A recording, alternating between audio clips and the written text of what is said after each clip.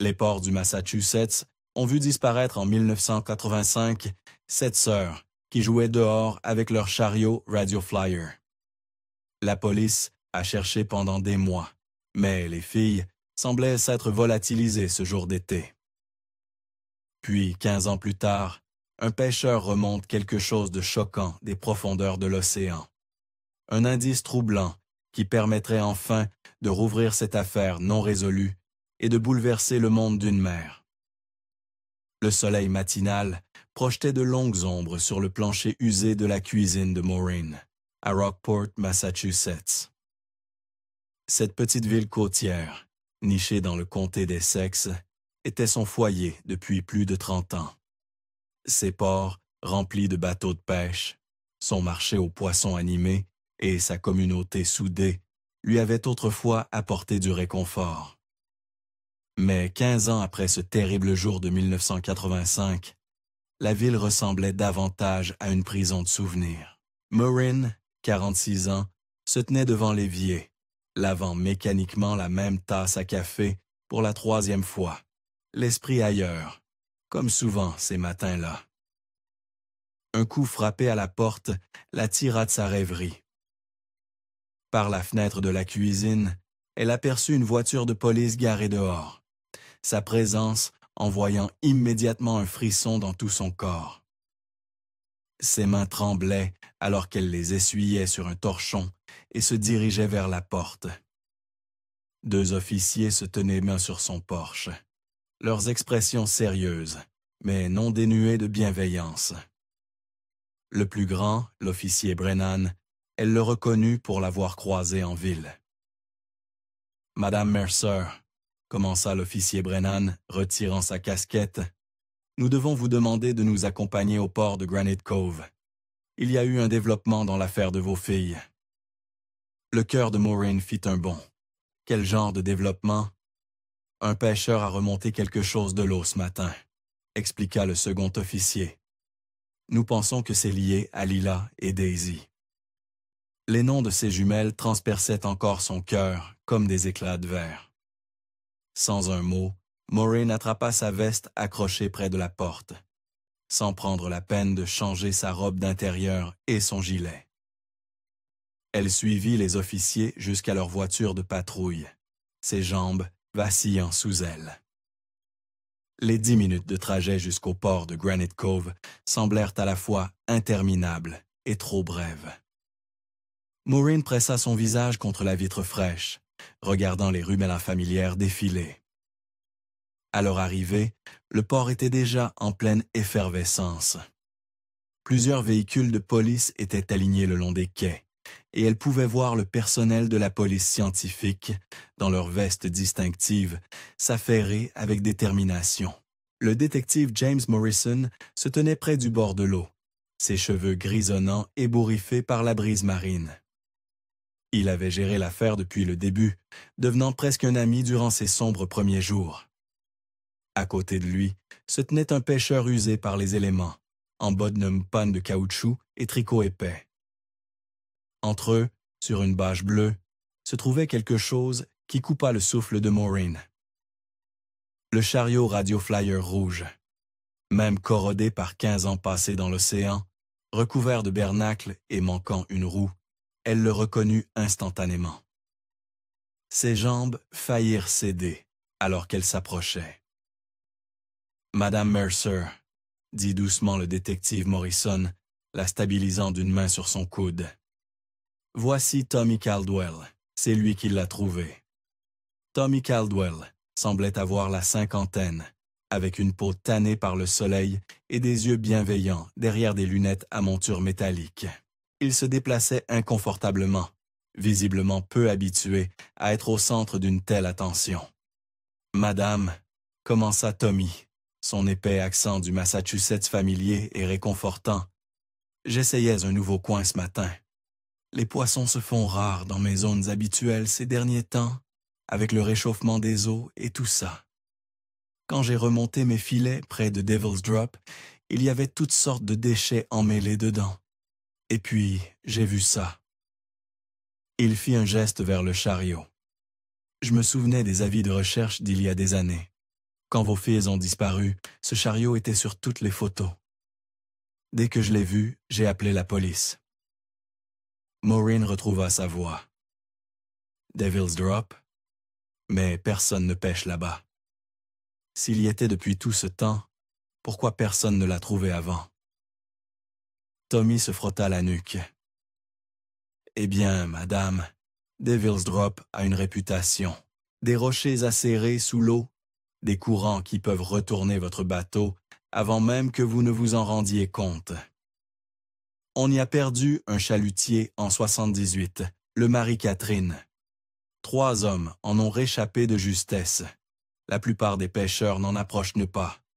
Appelez ça de la superstition, si vous voulez, mais la mer garde certains endroits pour elle-même. Avez-vous trouvé autre chose? La voix de Maureen se brisa. Les filles, leur corps. Le détective Morrison secoua la tête. Pas encore. Nous avons déjà envoyé des plongeurs pour fouiller minutieusement la zone. S'il y a autre chose là-bas, nous le trouverons. Maureen s'accroupit à côté du chariot, ses doigts planant au-dessus de sa surface rugueuse. Malgré les dommages, elle pouvait encore distinguer les éraflures familières sur un côté, là où des îles avaient traîné contre la porte du garage. Et là, à peine visibles sous la crasse accumulée, des traces de vernis à ongles violets, vestiges de la tentative de Lila pour redécorer le chariot quelques jours avant leur disparition. « C'est bien le leur », murmura-t-elle à Morrison. « Vous voyez cette éraflure? Et Lila a essayé de le peindre en violet avec mon vernis à ongles. Elle cherchait toujours à rendre les choses plus jolies. » Morrison acquiesça, prenant des notes. « Madame Mercer, j'ai besoin que vous veniez au commissariat. Nous devrons documenter tout ce que vous nous avez dit et revoir les dossiers de l'affaire. Ce n'est plus simplement une affaire de personnes disparues. Le fait que le chariot ait été retrouvé si loin en mer signifie que quelqu'un avec un bateau était impliqué. C'est maintenant une enquête criminelle, possiblement un enlèvement. » Tommy Caldwell s'éclaircit la gorge. « Et moi, détective? » « Nous avons enregistré votre déclaration, Monsieur Caldwell. Il nous faut juste que vous signiez quelques papiers et laissiez vos coordonnées. Nous vous contacterons si nous avons besoin d'autre chose. » Tandis que Tommy signait les formulaires, Morrison se tourna vers lui. « Merci. Merci de ne pas l'avoir simplement rejeté à l'eau, de vous être souvenu. » Le visage usé du pêcheur s'adoucit. « J'ai mes propres petits-enfants, madame. Je serai chez moi ou à mon hangar à bateau aujourd'hui si vous avez besoin de me trouver. La police a mon adresse. » En partant pour le commissariat, Morrison à l'arrière de la voiture de patrouille, l'esprit de Maureen était en ébullition. Les rues familières de Rockport défilaient de nouveau, mais tout semblait différent maintenant. Pendant 15 ans, elle avait vécu dans un horrible limbo d'incertitude. Maintenant, avec la découverte du chariot, ce limbo se transformait en autre chose. Quelque chose qui pourrait enfin apporter des réponses, aussi terribles soient-elles. Au commissariat, Morrison la conduisit à son bureau, la même pièce où elle avait passé d'innombrables heures. En 1985, revisitant chaque détail, chaque possibilité. Les murs portaient bande toujours la même peinture délavée, la même tache d'eau dans le coin du plafond. Mais maintenant, il y avait un ordinateur sur son bureau, un moniteur et une tour encombrant qui n'étaient pas là lors de l'enquête initiale. « Reprenons tout depuis le début », dit doucement Morrison, sortant l'ancien dossier. Il était épais, usé au bord, à force d'être manipulé. Il y a 15 ans, le 12 août 1985, vos filles, Lila et Daisy, 8 ans, jouaient de July Ginastord avec leur chariot Radio Flyer. Maureen acquiesça, cette récitation familière à la fois douloureuse et nécessaire. Elle le faisait souvent. Le parc était juste de l'autre côté de la route, au coin de notre maison. Nous n'avions pas beaucoup de jardin, alors je les laissais jouer là-bas. C'était sûr. Rockport était sûr. Tout le monde connaissait tout le monde. Elles devaient rentrer à 17h30. Quand elles ne sont pas rentrées, je suis parti à leur recherche. D'abord le parc, puis le marché aux poissons, où j'avais mon étal. J'ai demandé à tout le monde s'ils avaient vu les filles, mais personne ne les avait vues. J'ai vérifié les magasins que nous fréquentions en famille. Rien. Morrison feuilletait les pages. Nous avons interrogé tout le monde dans votre quartier, vérifié chaque station-service, contacté les autorités portuaires. Personne n'a signalé avoir vu quoi que ce soit de suspect. Ça n'avait aucun sens, dit Maureen, sa voix tendue par la vieille frustration. Rockport avait l'un des taux de criminalité les plus bas de l'État. Nous n'avions pas de trafic d'êtres humains. Nous n'avions pas ce genre de criminels. Et maintenant, trouver le chariot si loin en mer, conclut Morrison. Ça signifie que quelqu'un avec un bateau était impliqué. Ça réduit considérablement le champ des suspects. Quelqu'un dans la communauté des pêcheurs ou du port. Il se pencha en arrière dans sa chaise. Nous allons alerter à nouveau la communauté, réinterroger tout le monde, surtout ceux qui possédaient ou conduisaient un bateau en 1985. Je veux revoir Tommy Caldwell, dit soudainement Maureen, pour le remercier correctement. Je le lui ai promis. Morrison acquiesça et nota l'adresse de Tommy sur un papier à en-tête du commissariat. « Avez-vous un téléphone portable, Madame Mercer? » « Non, je n'en ai jamais vu l'utilité. » Le détective ouvrit son tiroir et en sortit un petit téléphone Nokia, avec un petit écran et des boutons en caoutchouc. « Prenez celui-ci, c'est un téléphone de rechange. Le numéro est noté au dos. Gardez-le avec vous. Nous travaillons activement sur cette affaire maintenant, et j'ai besoin de pouvoir vous joindre quand vous n'êtes pas chez vous. » Maureen prit le téléphone, son poids inhabituel dans sa main. La technologie avait avancé, tandis qu'elle était restée figée en 1985. Après avoir signé quelques papiers, formulaire de consentement, documentation des preuves, Morrison proposa qu'un officier la raccompagne chez elle. Elle accepta, soudain épuisée, bien qu'il soit à peine midi. Alors que la voiture de patrouille s'arrêtait devant sa maison, Maureen serrait le téléphone Nokia et le papier avec l'adresse de Tommy. Pendant 15 ans, elle n'avait eu que des questions et de vieilles photographies. Maintenant, elle avait le chariot rouge et une nouvelle piste à suivre. Ce n'était pas grand-chose, mais c'était plus qu'elle n'avait eu hier. L'officier attendit qu'elle soit en sécurité à l'intérieur avant de s'éloigner. Maureen resta un moment sur le pas de sa porte, regardant la rue tranquille où ses filles n'avaient autrefois joué. Elle monta se changer, puis sortit de la maison et monta dans sa voiture pour se rendre à l'adresse de Tommy. La vieille Honda Civic de Maureen s'arrêta à l'adresse que le détective Morrison lui avait donnée. La propriété de Tommy Caldwell se trouvait sur une portion tranquille près de l'eau, loin de l'agitation du port principal. Une modeste maison de 2 étages aux bardeaux de cèdre usé se dressait à côté d'un hangar à bateaux qui avait connu des jours meilleurs. Elle pouvait voir Tommy dehors, un nettoyeur haute pression à la main, décapant des années de crasse des murs extérieurs du hangar. Il remarqua son arrivée et éteignit la machine, levant une main en guise de salut alors qu'elle sortait de sa voiture. Le soudain silence fut rempli par le cri des mouettes et le son lointain des moteurs de bateau. « Madame Mercer, » dit Tommy, essuyant ses mains sur son jean déjà humide. « Je ne m'attendais pas à vous voir si tôt. Inquiète. S'il vous plaît, appelez-moi Maureen, » dit-elle en s'approchant. « Je voulais vous remercier correctement, loin de toute la police et de l'agitation. » Tommy désigna une paire de vieilles chaises Nordstöls de jardin près du hangar. « Puis-je vous offrir quelque chose? Un café, de l'eau? »« Non, merci, je ne vais pas prendre beaucoup de votre temps. » Ils s'assirent et Maureen regarda la vue du port, partiellement visible entre les bâtiments voisins.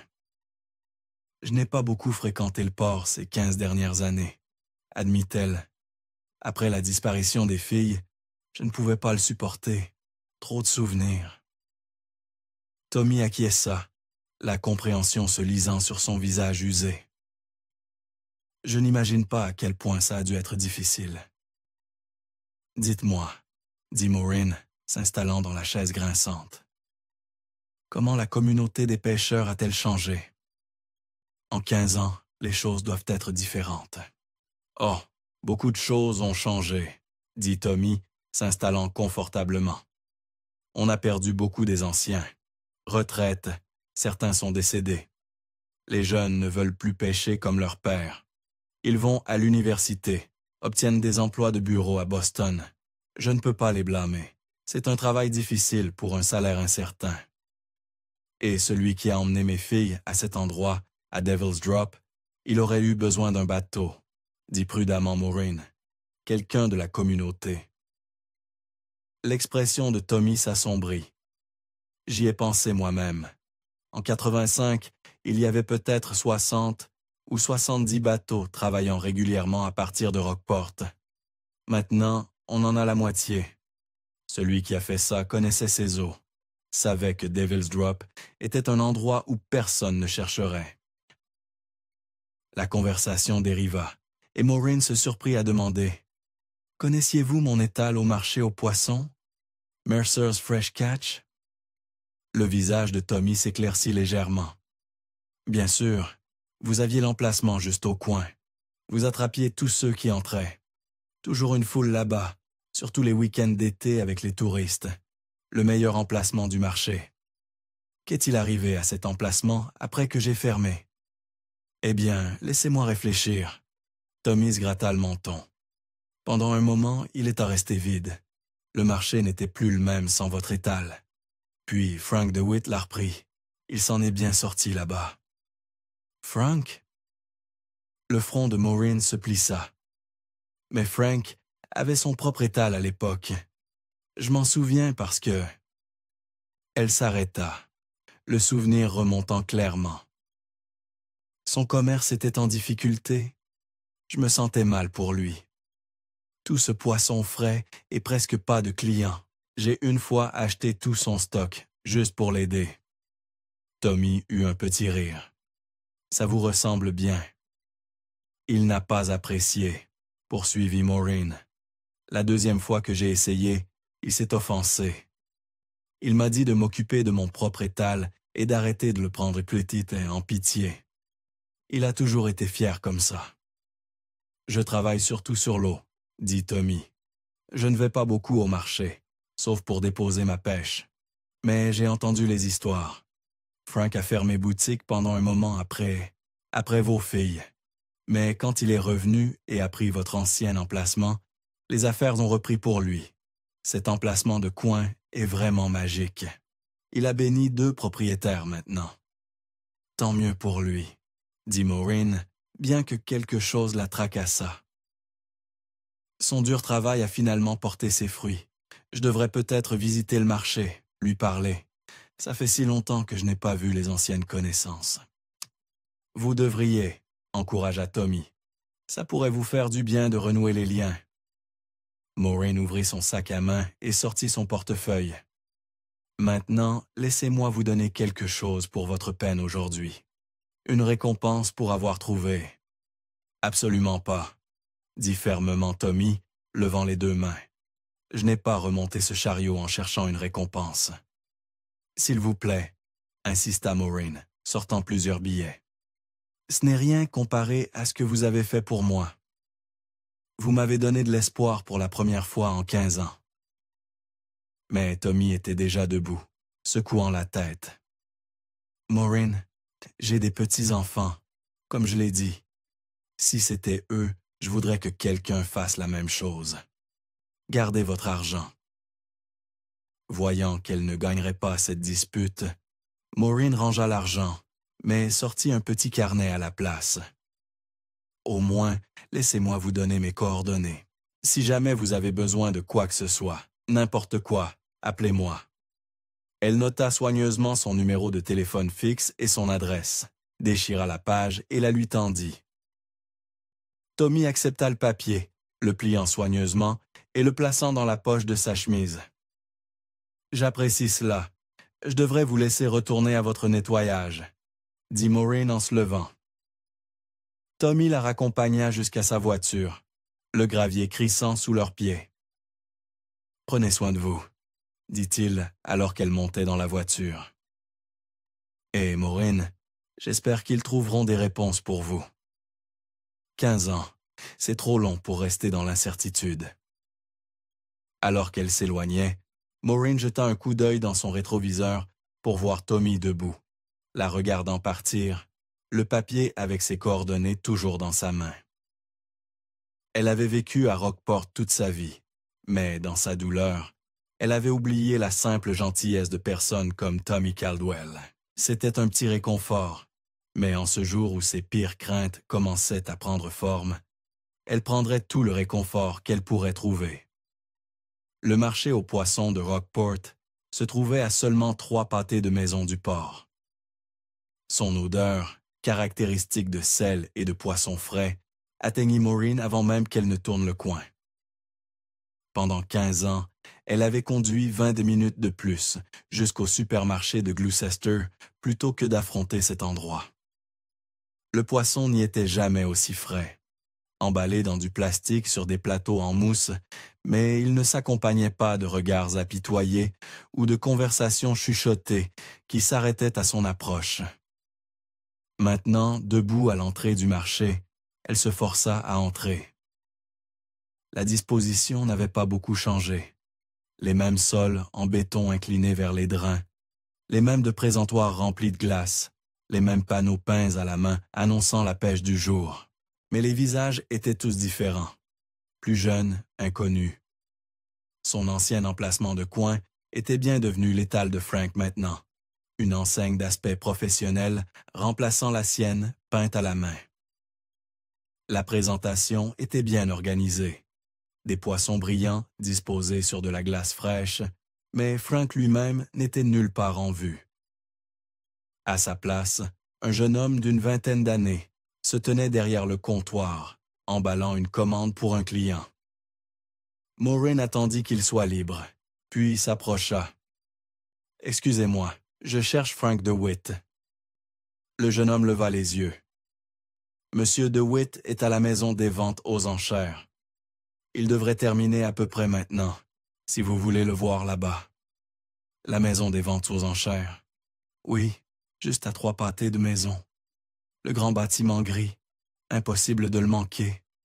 Maureen le remercia et partit, ses pas rapides, sur les rues familières.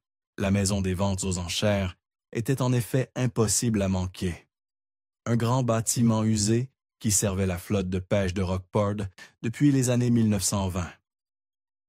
En s'approchant, elle remarqua à quel point c'était calme. La vente aux enchères du matin serait terminée depuis longtemps.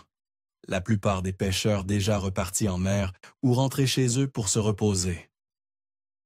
Elle était sur le point d'entrer par les portes principales quand elle entendit des voix élevées depuis le côté du bâtiment. Instinctivement, elle s'arrêta, se plaquant contre le mur.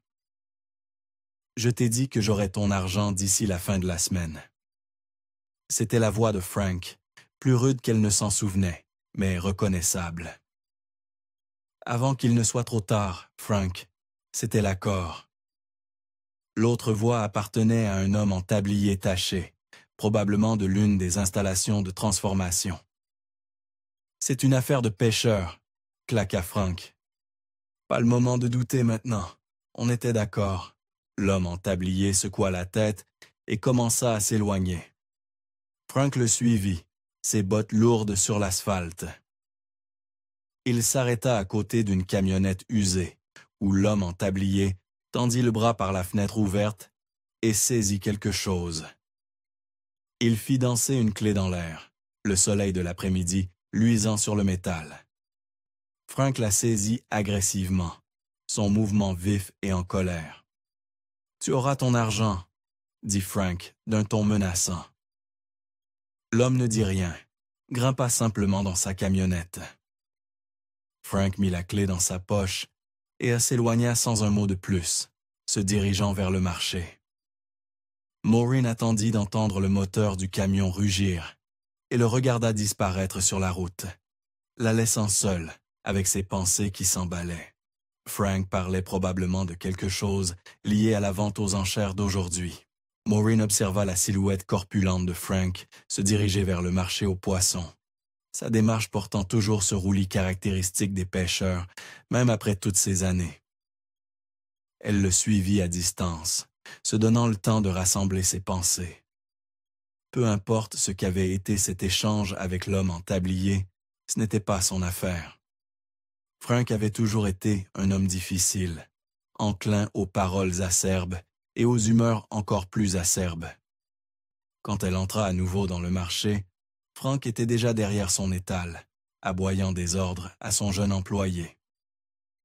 Il leva les yeux quand elle s'approcha, et son visage usé ne montra aucun plaisir à sa vue. « eh bien, dit Frank, sa voix rauque après des décennies d'air salin et de cigarettes. Après une décennie, tu montres enfin ton visage ici. Les gens commençaient à penser que tu étais morte. » Les mots piquèrent, mais Maureen connaissait la manière de Frank. La vie avait creusé des lignes profondes sur son visage, transformé sa bouche en un rictus permanent. La vie de pêcheur était dure pour tout le monde, mais elle avait été particulièrement cruelle envers Frank DeWitt. « Bonjour Frank, » dit-elle calmement. « J'ai entendu dire que tu avais repris mon ancien emplacement. Il fallait bien que quelqu'un le fasse. » Il se tourna pour arranger des rougets sur la glace, évitant son regard. « Maintenant, que fais-tu ici? » « En fait, je suis ici à cause de ce qui s'est passé ce matin, » expliqua Maureen. « La police a trouvé des preuves. Un pêcheur a remonté le chariot de mes filles de la mer.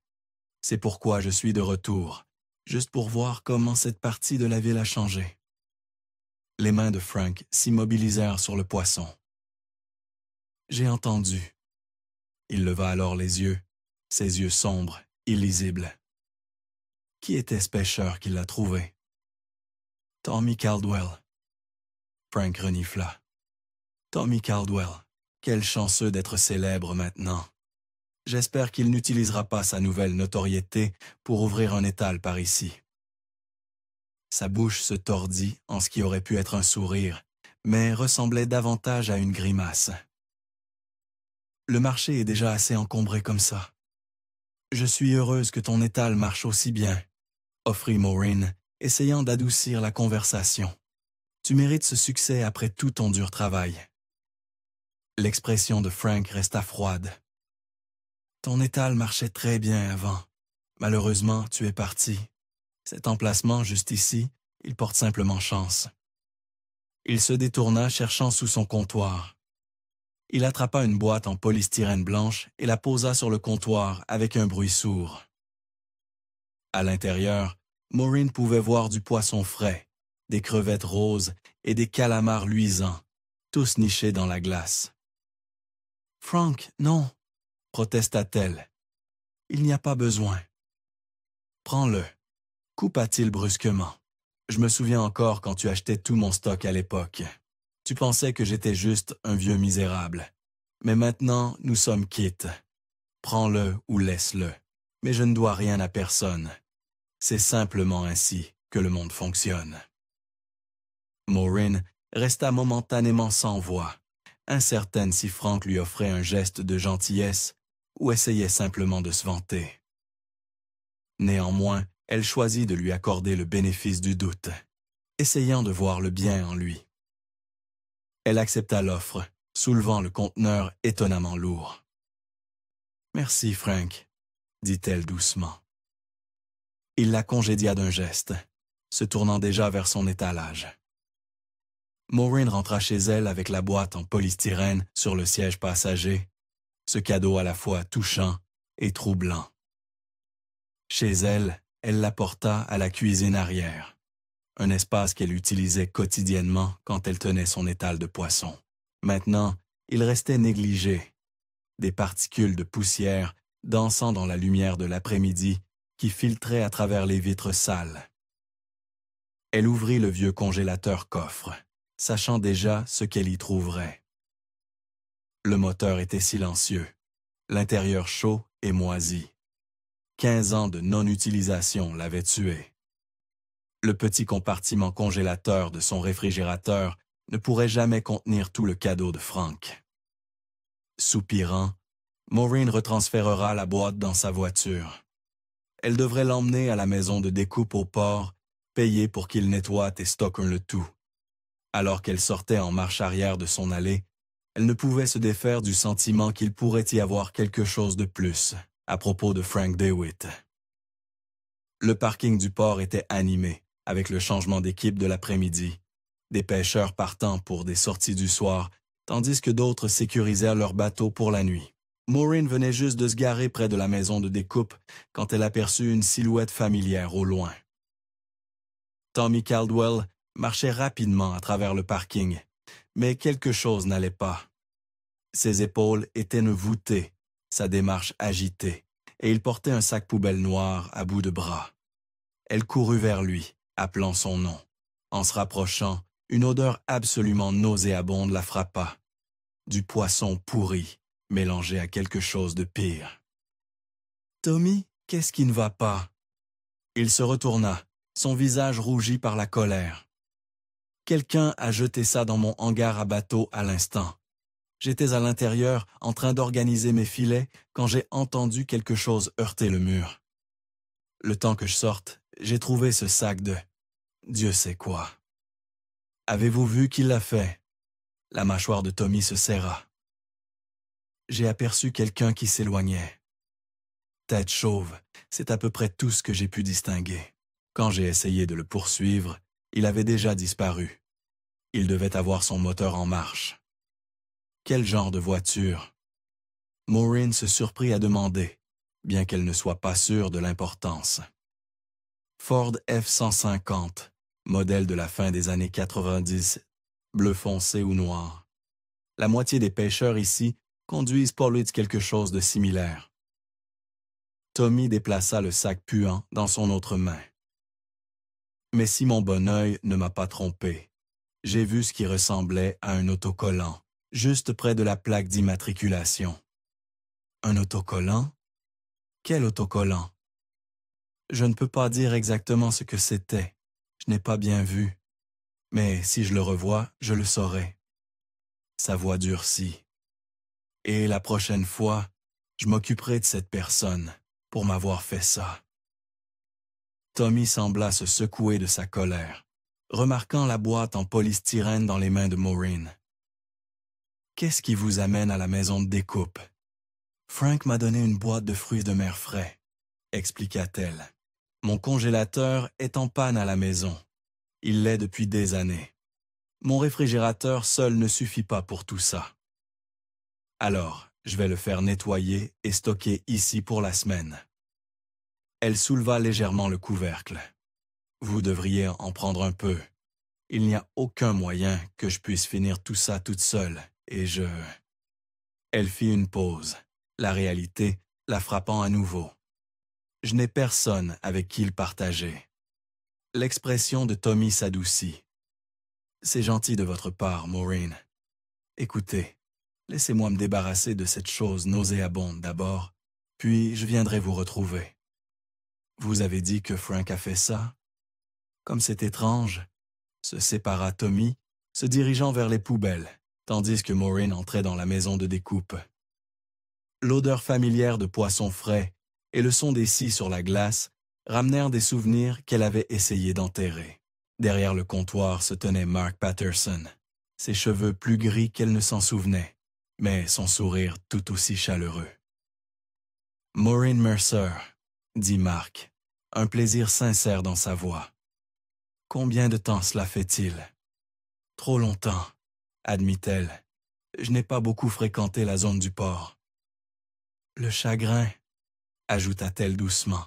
« C'était plus facile de rester à l'écart. » Mark acquiesça, de la compréhension dans ses yeux. « J'ai entendu parler de ce matin. La police a trouvé le jouet des filles. Leur chariot, oui. C'est en fait pourquoi je suis ici aujourd'hui, juste pour regarder autour du port. » Elle posa la boîte sur le comptoir. « Frank DeWitt m'a donné tout ça, mais j'ai besoin que ce soit nettoyé et stocké. Combien pour une semaine de stockage? » « Pas de frais, » dit immédiatement Mark. « C'est le moins que je puisse faire. »« Mark, s'il te plaît. » Maureen sortit son portefeuille. « J'ai eu assez de gens qui me donnent des choses gratuitement aujourd'hui. J'apprécie la gentillesse, mais j'ai besoin de payer. J'ai besoin que les choses soient normales. » Mark l'étudia un moment, puis nomma un prix équitable. Alors que Maureen comptait les billets, elle entendit la porte de la cuisine s'ouvrir. Un homme émergea pour récupérer la boîte en polystyrène et Maureen eut le souffle coupé. C'était le même homme de la maison des ventes aux enchères, celui en tablier qui avait donné la clé à Frank. Elle essaya de garder sa voix décontractée en se tournant vers Mark. « Excuse-moi, qui était-ce? L'homme qui vient de prendre ma boîte. » Mark parut confus par la question. « C'est Jesse Vaughan. Y a-t-il quelque chose qui ne va pas? » « Non, rien ne va mal. » Maureen força un sourire. « Je pensais juste l'avoir reconnu. Je l'ai vu ce matin parler à Frank à la maison des ventes aux enchères. » L'expression de Mark changea légèrement. « Jesse traite rarement des affaires avec Frank. Pour être honnête, je n'aime pas vraiment ce gars. Frank, je veux dire. Rien de personnel, mais ce n'est tout simplement pas un homme agréable à côtoyer. » Il commença à se tourner vers la cuisine. « Je devrais aller parler à Jesse. »« Non, s'il te plaît, » dit rapidement Maureen. « Ce n'était rien d'important. Vraiment. » Mark fit une pause, puis haussa les épaules. « D'accord, alors. Merci de me l'avoir fait savoir, cependant. J'aurai ton poisson prêt quand tu en auras besoin. » Maureen le remercia et quitta la maison de découpe. À l'extérieur, elle marcha vers sa voiture d'un pas mesuré, l'épuisement la rattrapant enfin. La journée avait été un marathon émotionnel.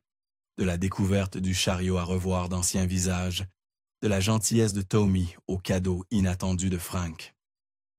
Tout ce qu'elle voulait maintenant était de rentrer chez elle, se faire une tasse de thé et assimiler tout ce qui s'était passé. Elle démarra sa Honda et sortit du parking, prenant la route familière vers chez elle. En passant devant le marché aux poissons, elle ne put s'empêcher de jeter un coup d'œil. L'étal de Frank était animé avec des clients de fin d'après-midi, son jeune employé travaillant au comptoir avec une efficacité rodée. Mais Frank lui-même n'était nulle part en vue. Encore. Maureen continua sur Harbour Road, tendant la main pour allumer la radio. La station locale de vieilles chansons jouait Dreams de Fleetwood Mac, et elle laissa la mélodie familière la submerger. Juste pour un moment, elle pouvait prétendre que c'était un jour normal, qu'elle était juste une autre résidente de Rockport rentrant chez elle après des courses. L'illusion se brisa quand elle remarqua une voiture accélérant derrière elle dans le rétroviseur. Elle fit une embardée autour de sa Honda, avec une témérité insouciante, puis s'arrêta brusquement sur l'accotement devant elle. La portière du conducteur s'ouvrit brusquement, et un homme en sortit, criant et agitant frénétiquement les bras. Les mains de Maureen se serrèrent sur le volant. Elle ne pouvait pas distinguer clairement le visage de l'homme, trop concentré à ne pas lui rentrer dedans. Mais en vérifiant ses rétroviseurs pour se garer en toute sécurité, elle le reconnut. Jesse Vaughan, le boucher de la maison de découpe. Elle recula prudemment jusqu'à être parallèle à sa voiture, puis descendit. « J'ai besoin de vous parler de quelque chose d'important, » dit Jesse. « Nous sommes au milieu de la route, » dit Maureen, jetant un regard nerveux à la circulation qui passait. « Venez chez moi, et nous parlerons. » « Non. » La voix de Jesse se brisa. « Je dois vous dire quelque chose d'important maintenant, tout de suite. » La peur brute dans sa voix fit se serrer l'estomac de Maureen. « Qu'est-ce que c'est? » Frank est venu me voir ce matin. Jesse tremblait visiblement, ses mots se bousculant dans la précipitation. En fait, il me cherche depuis quelques semaines, mais ce matin, il avait l'air différent, plus sérieux, comme s'il paniquait. « Venez-en au fait », exhorta Maureen, son cœur commençant à s'emballer. Jesse prit une respiration tremblante. « Frank me demande d'utiliser ma poissonnerie depuis 2 semaines, de la louer en fait. Il a dit qu'il allait recevoir un gros stock et avait besoin d'espace supplémentaire pour le stocker. Mais le truc, c'est qu'il voulait louer tout l'espace et avoir la clé. J'ai refusé. Je lui ai dit qu'il pouvait stocker ses affaires, mais je ne pouvais pas lui donner la clé ou lui louer la propriété de la poissonnerie. Mais ce matin, continua Jesse, sa voix baissant, il était différent. Il avait l'air plus sérieux, désespéré même. Il a insisté pour louer mon bateau pour 3 jours. Il voulait aussi la clé de mon hangar à bateau. Votre bateau. L'esprit de Maureen revint au chariot trouvé en mer. Quand je lui ai encore refusé, il m'a fait une offre. Il m'a payé, mon Dieu, tellement d'argent. Et il m'a dit qu'il utiliserait mon hangar à bateau et le bateau pour régler des affaires en suspens. Il a dit qu'il devait se débarrasser de quelque chose. Le visage de Jesse était devenu pâle. Alors, j'ai insisté pour qu'il me dise de quoi il se débarrassait. La voix de Jesse se brisa. Il m'a montré une photo de jumelles. Il m'a dit que si je parlais à la police de ceci, il tuerait quand même les femmes et viendrait pour moi et mon patron, Marc aussi. Mais si je gardais le silence et le laissais utiliser mon bateau, alors il s'assurerait que la police ne trouve jamais ce qu'il avait fait et je serais en sécurité. Maureen sentit le monde basculer. Des jumelles? Jesse croisa son regard, des larmes menaçant de couler. Je crois que la fille était l'une de vos filles. J'ai vu les vieux avis de recherche, et elle se ressemblait, même si la fille est adulte maintenant. Je n'étais pas sûr à l'époque, mais plus j'y pense, plus j'en suis certain. Et Marc vient de me dire que vous avez reçu cette boîte de fruits de mer de Frank, et que vous étiez la mère des jumelles disparues. Alors, j'ai pensé que cela devait être lié, d'une façon ou d'une autre. Pourquoi me dites-vous cela maintenant? La voix de Maureen était devenue mortellement calme. Pourquoi n'avez-vous pas appelé la police immédiatement? L'argent qu'il a offert était tentant, poursuivit misérablement Jesse. Je pourrais développer mon entreprise immédiatement, et Marc avec ses dettes. Je pourrais me débarrasser du bateau après qu'il l'ait utilisé et rester en sécurité. Alors, j'ai accepté. J'étais si stupide. Je n'aurais pas dû. Sa voix descendit à un murmure. Je n'ai pas appelé la police parce que j'avais peur. Le monde sembla s'arrêter. Des jumelles, vivantes, après 15 ans. Maintenant que vous me l'avez dit Maureen, sa voix aiguisée par l'urgence. Vous savez que vous devez le dire à la police, n'est-ce pas? Vous devez m'aider. S'il vous plaît, montrez-moi votre hangar à bateau.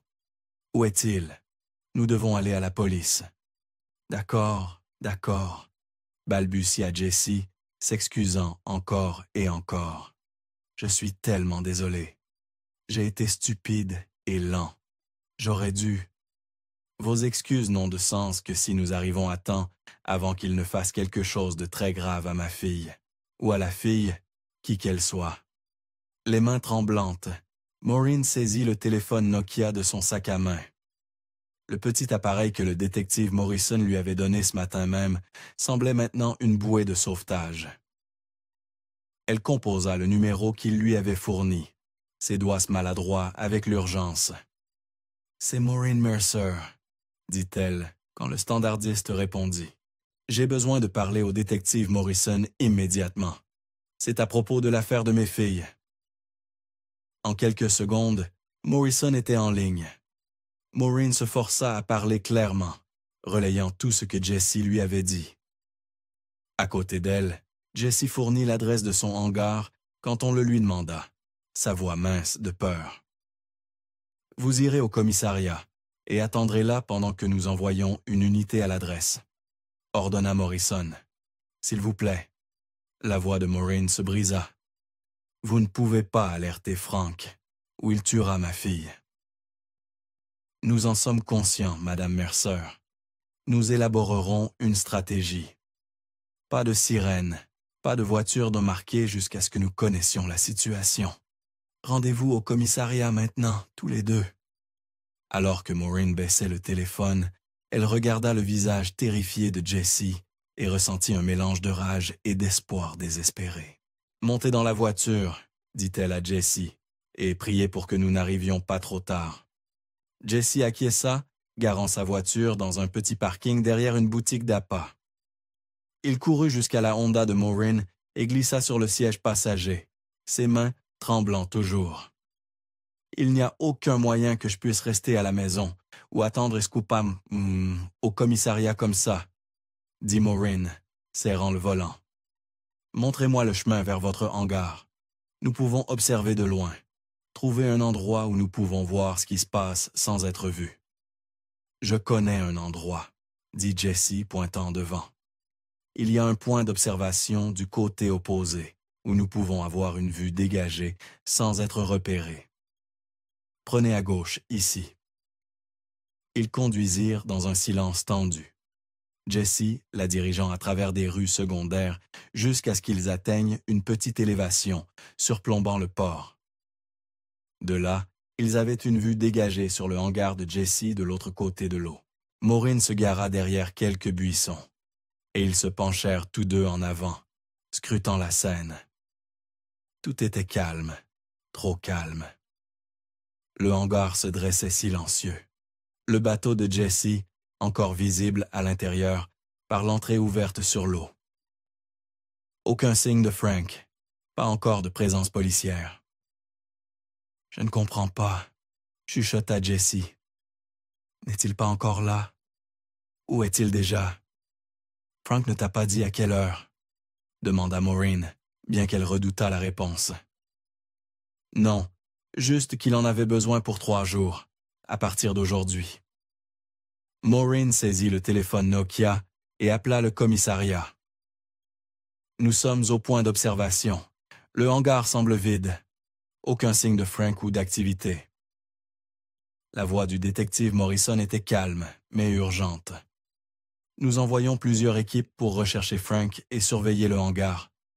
Restez où vous êtes. »« Je l'ai rencontré il y a seulement quelques heures, » dit Maureen, réfléchissant à voix haute. « Il n'y a aucun moyen qu'il puisse exécuter son plan dans ce laps de temps. » En quelques minutes, ils virent des voitures de police banalisées, converger vers le hangar de différentes directions. Des officiers en civil prirent position, certains entrant dans la structure, tandis que d'autres établissaient un périmètre. L'opération était rapide et professionnelle. Maureen et Jessie retournèrent à leur voiture, maintenant leur distance de l'activité policière. Le soleil de fin d'après-midi s'enfonçait vers l'horizon, peignant le ciel de nuances orange et rose. Puis Maureen le vit, un Ford F-150 bleu foncé, passant sur la route d'accès en dessous d'eux. L'autocollant. Il était là, à côté de la plaque d'immatriculation, exactement comme Tommy l'avait décrit. Un autocollant décoloré des Marines. Et le conducteur, elle pouvait voir son profil à travers la vitre latérale. Une tête chauve captant la lumière mourante. « C'est lui » souffla-t-elle. « C'est le camion de Frank, le même que Tommy a vu. » Sans réfléchir, elle démarra le moteur et commença à le suivre à distance. Jessie tâtonna avec le téléphone, gardant la ligne ouverte avec le standard de la police. « Il se dirige vers le nord, sur Harbor Access Road », rapporta Jessie. « Attendez, il tourne? Oh mon Dieu, il ne va pas à mon hangar. Il se dirige vers ma poissonnerie. » « Votre poissonnerie ?» La voix de Morrison crépita à travers le téléphone. « Elle est nouvelle, ouverte depuis moins d'1 an. Elle est sur l'ancien site de la poissonnerie Brennan, » expliqua rapidement Jessie. « Il a dû décider d'utiliser celle-là à la place. A-t-il les clés de la poissonnerie? » « Oui, La voix de Jesse était misérable. Il a pris tout mon trousseau de clés. Écoutez attentivement, dit Morrison. N'approchez pas. Nous ne pouvons pas l'arrêter sur la route. S'il a la fille et une arme, le coincer pourrait déclencher de la violence. Nous avons besoin d'un avantage tactique. Retournez au commissariat maintenant. Non, dit fermement Maureen. Nous observerons à distance. J'ai besoin de voir ça. Morrison commença à protester, mais Maureen avait déjà quitté la route principale, suivant un chemin de service qui menait à un terrain plus élevé, au-dessus de l'ancienne poissonnerie.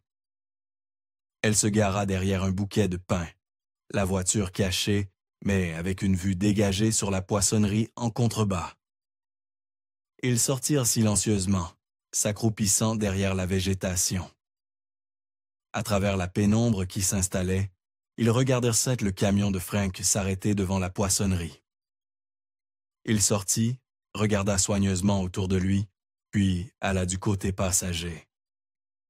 Le cœur de Maureen s'arrêta alors qu'elle le regardait sortir une forme féminine inerte. Même à cette distance, même après 15 ans, une mère sait. La façon dont les cheveux de la femme tombaient, la forme de son visage de profil, c'était l'une de ses filles, adulte, mais reconnaissable sans erreur. Frank la porta à l'intérieur après avoir tâtonné avec les clés. Quelques instants plus tard, il ressortit, récupérant une bobine de corde et une boîte à outils dans la benne de son camion. « Oh mon Dieu !» chuchota Jessie. « Il va !»« Chut !» siffla Maureen, bien que son propre cœur battait dans sa poitrine. Une seule des jumelles était là. Où était l'autre? Au loin, elle pouvait voir des véhicules de police approcher avec leurs lumières éteintes, se déplaçant comme des ombres dans la lumière déclinante. Ils se positionnaient stratégiquement, entourant le bâtiment. Elle compta au moins 6 officiers prenant position. Le raid, quand il arriva, fut rapide et précis. Les officiers pénétrèrent simultanément par plusieurs entrées. Il y eut des cris, la voix de Frank, en colère et surprise, mais pas de coup de feu. Quelques minutes plus tard, ils le firent sortir, menotté, sa tête chauve baissée, les épaules affaissées dans la défaite. Le téléphone de Maureen sonna. La voix de Morrison. « Nous l'avons eu, il a s'est maîtrisé. Mais, Madame Mercer, nous avons besoin de vous, et de Jessie ici maintenant. Votre fille est effrayée et demande après vous. » Maureen courait déjà vers la voiture, Jessie juste derrière. Ils descendirent jusqu'à la poissonnerie, abandonnant toute prétention de se cacher. La police les fit passer à travers le périmètre. À l'intérieur, la poissonnerie était étrangement calme après le chaos. Des unités de réfrigération industrielle bourdonnèrent arrière-plan. Des photographes de police documentaient le tout. Les outils de Frank étaient disposés sur une table en acier inoxydable, ses armes, ses effets personnels. Et là, sur une dalle de béton au centre de la pièce, gisait une jeune femme. Au-dessus d'elle, une corde pendait de la poutre du plafond, partiellement nouée. Frank avait été interrompu au milieu de ses préparatifs quand la police avait fait irruption. Maureen s'approcha lentement, ses jambes tremblantes. La femme, à peine plus qu'une fille malgré ses 23 ans, commençait à bouger alors qu'un officier secouait doucement son épaule. « Mademoiselle, pouvez-vous m'entendre? Vous êtes en sécurité maintenant. » Les yeux de la jeune fille s'ouvrirent, flous et confus. Elle regarda les officiers, la poissonnerie et finalement Maureen. Pas de reconnaissance dans ses yeux familiers. « Qui êtes-vous » demanda-t-elle faiblement. « Pourquoi la police est-elle ici? Où est Frank ?» Maureen s'agenouilla à côté d'elle, des larmes coulant sur son visage. « C'est maman. Je suis ta mère. La police a attrapé Frank. Cet homme, Jesse, il nous a aidés à te trouver. » La jeune fille secoua la tête, de nouvelles larmes coulant. « Ma mère est morte. Frank a dit, il a dit qu'elle était morte. Non, ma chérie, je suis vivante. Je t'ai cherché chaque jour pendant 15 ans. La jeune fille étudia le visage de Maureen. La confusion céda la place à autre chose. Il nous a menti, murmura-t-elle. Frank a menti sur tout. Et il l'a tuée. Frank a tué Daisy. Le nom frappa Maureen comme un coup physique. C'était Lila, sa jumelle cadette de 12 minutes. Et Daisy? Oh, Lila, sanglota Maureen, prenant sa fille dans ses bras. Tu es ma mère? Demanda Lila, l'émerveillement dans sa voix.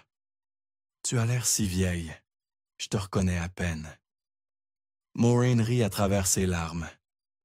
Ça doit être dû à toutes ces années, à te chercher et à penser à toi et à Daisy.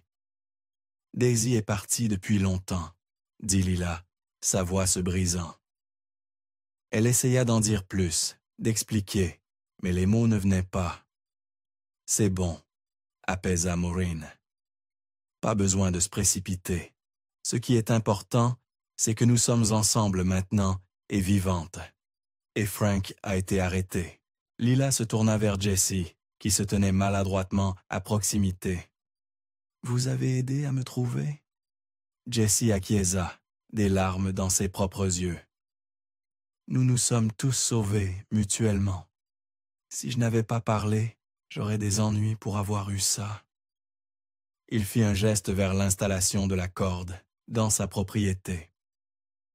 Je n'aurais jamais pu vivre avec la culpabilité et les regrets si j'étais resté silencieux. Soudain, Jessie fronça le nez. « Vous sentez ça ?» Il marcha vers l'arrière de la poissonnerie avec un officier. L'incinérateur, il est allumé. Ils le trouvèrent ses rougeoyants dans une pièce arrière. L'officier l'examina sombrement. Il se préparait à éliminer des preuves. « Will m'a d'abord demandé le bateau, » dit doucement Jessie. « Je pensais qu'il prévoyait de la jeter en mer. Mais peut-être qu'avec toute l'activité policière au port aujourd'hui, les plongeurs qui cherchaient, il a changé son plan. » Lila s'accrochait à Maureen, sanglotant. L'équipe médicale arriva alors, les extrayant doucement de leur étreinte pour examiner Lila. « Il m'a donné du sirop pour la toux, » leur dit Lila. « Beaucoup plus que ma dose habituelle. Il m'a forcé à le prendre.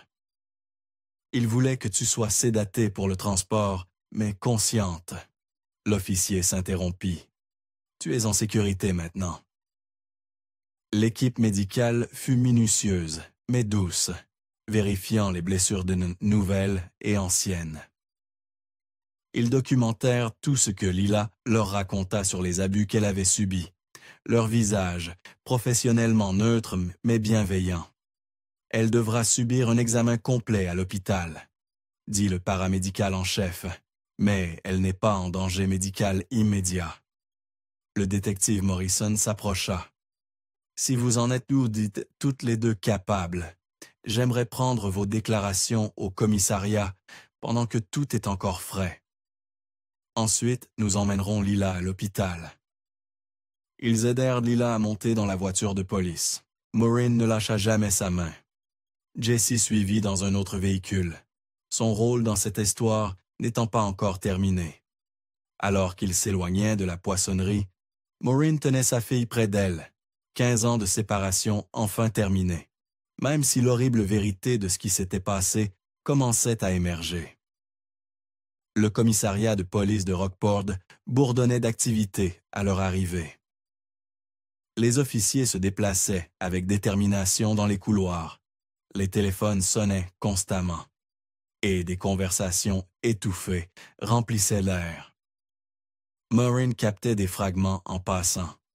Un officier tendant un dossier au détective Morrison disant « Frank parle, mais il pourrait encore cacher certaines choses. » Elle échangea un regard inquiet avec Jessie, qui paraissait pâle et effrayée, alors que des officiers le conduisaient vers une salle d'interrogatoire séparée. Lila fut emmenée dans une autre pièce avec une officière, laissant Maureen suivre le détective Morrison dans un petit espace sans fenêtre, avec une table métallique et des chaises.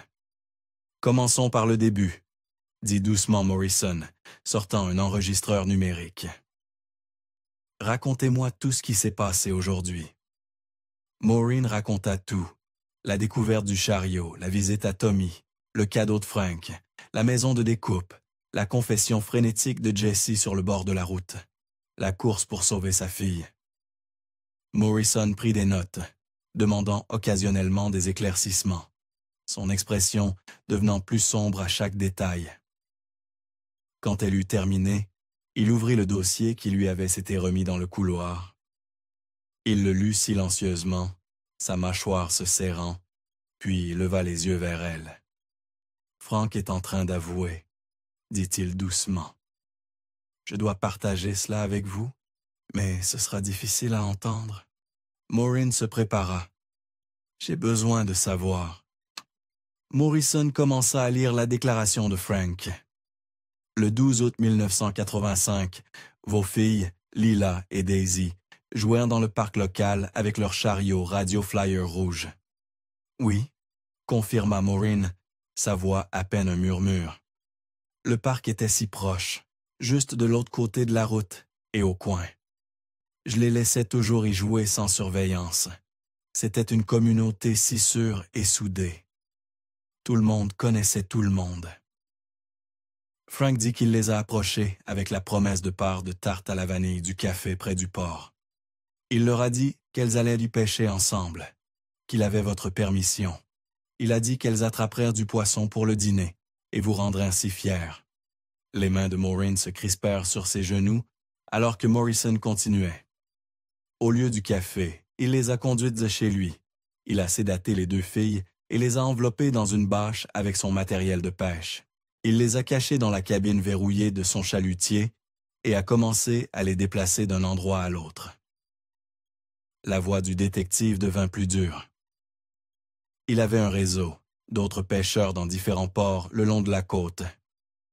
Ils prêtèrent les filles à ces hommes pendant des jours en échange de leur silence.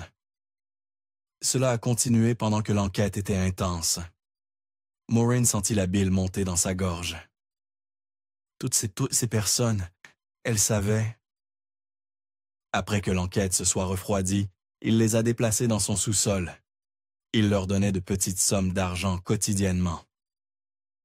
Il leur disait que si elles étaient sages et silencieuses, elles pourraient économiser assez pour partir un jour.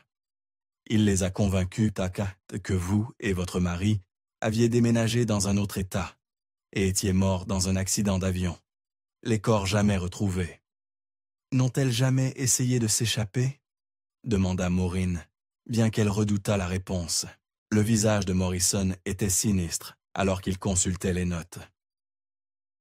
Daisy a essayé quand elle avait 14 ans.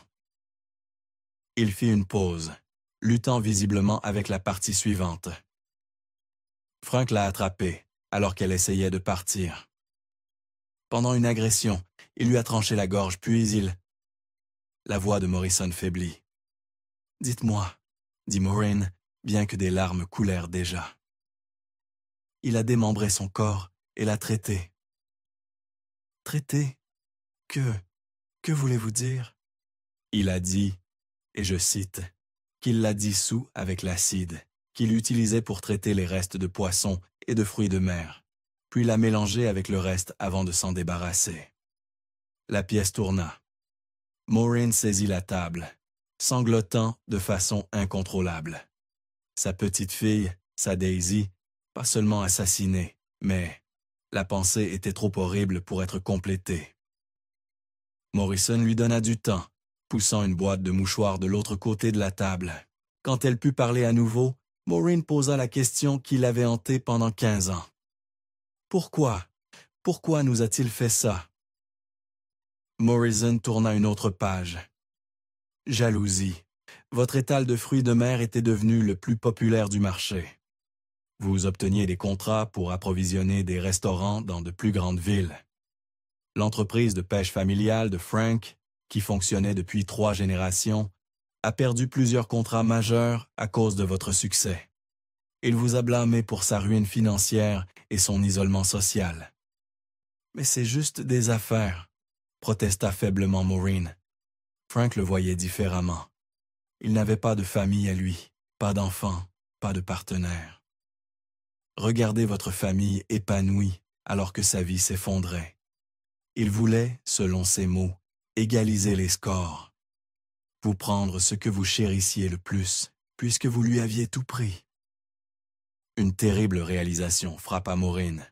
Le cadeau, la boîte remplie de fruits de mer qu'il m'a donnée, c'était sa façon d'afficher sa victoire.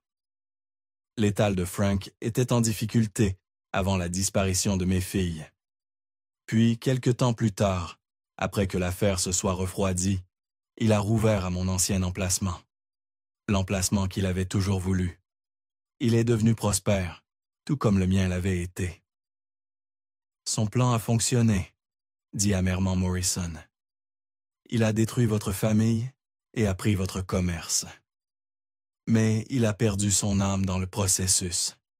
Maintenant, il passera ce qui reste de sa misérable vie en prison.